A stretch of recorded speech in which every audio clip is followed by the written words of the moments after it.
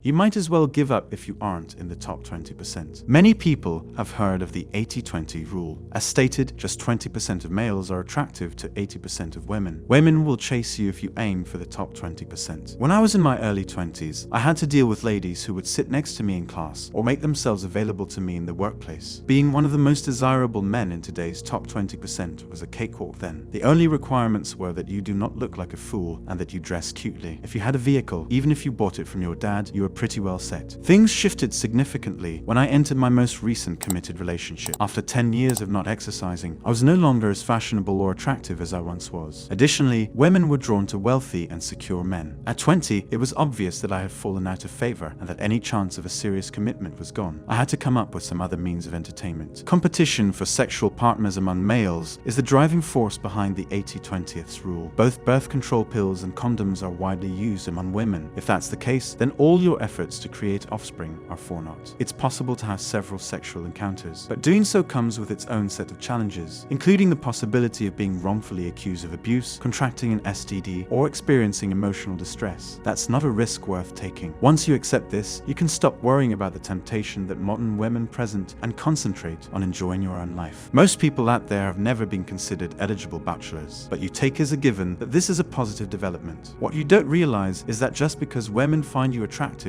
does not indicate that the women you want to be with are actively seeking you out, probably because they have nothing to lose. The most attractive women go for the most handsome males. Therefore, they decide to act. In addition, top 1% guys are subjected to frequent rejection by snotty women. And just when you think you've gotten rid of them all, 3 or 4 more sneak in. They may be overweight, or they may have a face that only a mother could adore after she threw her as an infant down the stairs. Even the women you'd rather not date will try to strike up conversations with you in the workplace. It doesn't matter what a man's socioeconomic status is. Women still anticipate being pampered and entertained by him. When it comes to dating and relationships, the 80-20th rule is a tried and true guideline. Experts say that in a mate, you just need to find 80% of what you want. So, almost 80% of the women in a typical high school or university are involved in sexual relationships with 20% of the male students. The Pareto principle, which claims that 20% of causes generate 80% of effects, explains this phenomenon. In other words, the majority of men need to be consistently successful in the sex department if society is to survive over the long term. When men are no longer in competition with one another for the attention of women, a condition known as sexual communism emerges. That is to say, once a man marries, he is guaranteed the right to procreate. A minority of men unfairly controlled the mating scene before civilization.